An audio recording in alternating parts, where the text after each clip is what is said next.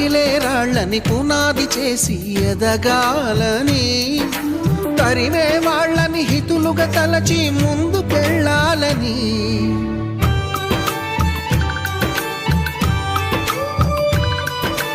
కన్నుల నీటిని కలల సాగుకై వాడుకోవాలని, కాల్చే నిప్పుని ప్రమిదగా మలచి కాంతి పంచాలని, గుండెతో ధైర్యం చెప్పెను, చూపుతో మార్గం చెప్పెను, అడుగుతో గమ్యం చెప్పెను. నేనున్నానని